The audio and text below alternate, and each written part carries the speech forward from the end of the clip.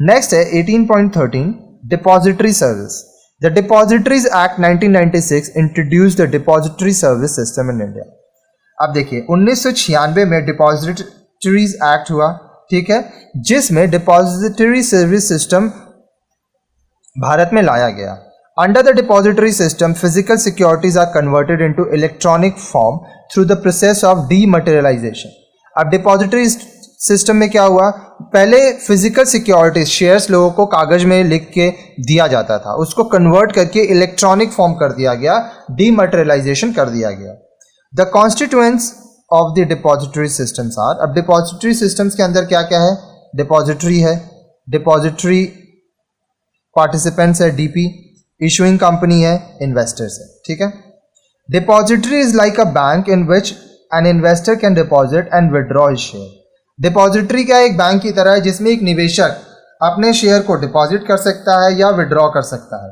Depository participant DP is an agent of the depository. Depository participant DP कौन है, वो एक एजेंट है डिपॉजिटरी का। Investors interact only with DPs. अब जो इन्वेस्टर्स है वो किससे बात करते हैं, एजेंट से बात करते हैं, डीपी से बात करते हैं, डिपॉजिटरी पार्टिसिपेंट से बात करते हैं। Any financial institutions can become DP after registration with SEBI. कोई भी फाइनेंशियल इंस्टीट्यूशन डीपी बन सकते हैं अगर वो securities exchange board of India SEBI's के साथ रजिस्ट्रेशन कर लेते हैं तो। The company whose shares are to be transacted in electronic form must be registered with a depository. अब जो कंपनी जिनका शेयर ट्रांजैक्शन हो रहा है इलेक्ट्रॉनिक फॉर्म में, उन वो डिपॉजिटरी के संग उनका रजिस्ट्रेशन होना जरूरी है। Investors who want to get securities in electronic form opens a demat account. अब देखिए वो सारे निवेशक जिनको सिक्योरिटीज इलेक्ट्रॉनिक फॉर्म में चाहिए उनको डीमैट अकाउंट खोलना पड़ता है। Demat account is an abbreviation of dematerialised account. Dematerialised account का शॉर्ट फॉर्म है demat account.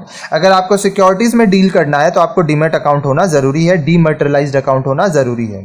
Demat account refers to an account which an Indian citizen must open with the DPs depository participants to trade in listed securities in electronic form. अगर आपको electronic form में काम करना है तो आपको एक डीपीज के साथ, डिपॉजिटरी पार्टिसिपेंट्स के साथ डीमैट अकाउंट खोलना जरूरी है और भारतीय सिटीजन के लिए।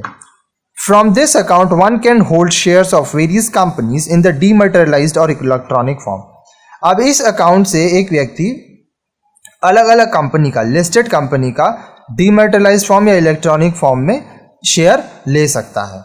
The services provided by a depository are termed as depository services. अब वो सारे सर्विसेज, सेवाएं जो डिपॉजिटरी देते हैं उसको डिपॉजिटरी सर्विसेज कहा जाता है। The names of two depositories in India are NSDL and CDSL, national securities depository limited and central depository service limited. तो भारत में जो दो डिपॉजिटरीज हैं उनके नाम है NSDL national securities depository limited, CDSL central depository services limited. 18.3.1 services provided by depositories. अब depositories क्या क्या सर्विसेज देते हैं, dematerialisation, demat, that is converting physical certificate to electronic form. Dematerialisation, demat, इसमें क्या होता है, जो फिजिकल सर्टिफिकेट है उसको इलेक्ट्रॉनिक फॉर्म में कन्वर्ट किया गया। Rematerialisation, remat, that is getting physical certificates from the electronic securities, this is the reverse of demat. अब देखिए डीमैट में क्या हुआ, फिजिकल सर्टिफिकेट को इलेक्ट्रॉनिक फॉर्म में किया गया, रीमैट में फिजिकल सर्टिफिकेट्स इलेक्ट्रॉनिक फॉर्म से लिया गया, ठीक है। Transfer of securities, securities transfer करना, सेटलमेंट ऑफ ट्रेड, अब जो लेन देन हुआ है उसका सेटलमेंट करना। आगे देखिए वर्किंग ऑफ डिपॉजिटरी सिस्टम। अब जो डिपॉजिटरी सिस्टम है वो कैसे काम करता है। Investor must submit demat request form DRF along with the certificate of DP depository participant. जो भी निवेशक है उसको एक डीमैट रिक्वेस्ट फॉर्म देना होगा DRF, किसके साथ, certificate of DP depository participant के सर्टिफिकेट के साथ। DP submits the DRF and share certificates to the issuing company and intimates the depository.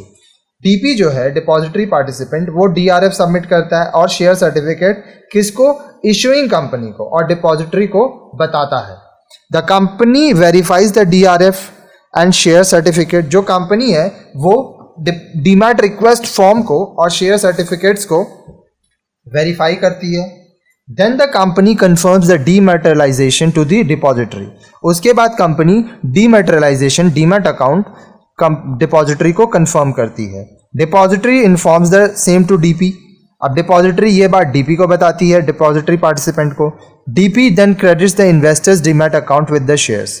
अब डीपी डिपॉजिटरी पार्टिसिपेंट्स क्या करते हैं, जो इन्वेस्टर का डीमैट अकाउंट है उसमें शेयर्स दे देते हैं। DP sends the statement of account to the investors. अब डीपी क्या करते हैं, वो एक स्टेटमेंट ऑफ अकाउंट देते हैं इन्वेस्टर को। तो देखिए यहाँ पे स्टेप बाय स्टेप है, ठीक है। Next 18.13.2 benefits of depository services. अब ये जो डिपॉजिटरी सर्विसेज है इसके क्या क्या बेनिफिट्स है आइए ये देखते हैं। Depository services are beneficial because of the following reason. अब डिपॉजिटरी सर्विसेज इन सब कारणों की वजह से फायदेमंद है। Sale and purchase of shares and stock of any company और any stock exchange is facilitated by depository services. अब देखिए डिपॉजिटरी सर्विसेज द्वारा आपको स्टॉक एक्सचेंज में किसी भी कंपनी का शेयर्स और स्टॉक्स आप खरीद सकते हैं, बेच सकते हैं। अगर आपके पास डिपॉजिटरी सर्विसेज आप ले रहे हैं, आपके पास डीमैट अकाउंट है, इट सेव्स टाइम्स, आपका समय बचता है। नो पेपर वर्क, कोई कागज का आप काम नहीं होता है, सब चीज़ इलेक्ट्रॉनिकली होने लगा है। लो ट्रांजैक्शन कॉस्ट, आपका जो लेन देन का खर्च है वो कम हो गया है। ईज इन ट्रेडिंग, आपका जो व्यवसाय है करने में आपको आसानी होने लगी है। ट्रांसपेरेंसी इन ट्रांजैक्शन, ट्रांजैक्शन करने में अब आपको पारदर्शिता है, ट्रांसपेरेंसी है, सब कुछ आपके सामने खुले तौर पर है। Physical presence of investor is not required in stock exchange. अब स्टॉक एक्सचेंज में जो इन्वेस्टर है उसको खुद जाने की ज़रूरत नहीं है। Risk of loss and mutilation of security certificates is eliminated. अब देखिए जो लॉस का रिस्क है वो कम हो गया है, फिर मल्टीलेशन ऑफ सिक्योरिटी सर्टिफिकेट हट गया है क्योंकि आप सब कुछ इलेक्ट्रॉनिक फॉर्म में हो गया, लेन देन से लेके सब कुछ। पहले क्या था, पहले आपको जाना पड़ता था, फिजिकली प्रेजेंट होना पड़ता था स्टॉक एक्सचेंज में, अब कुछ नहीं है। अब आप आराम से कंप्यूटर्स के थ्रू, मोबाइल में एप्लीकेशंस के थ्रू काम कर सकते हैं।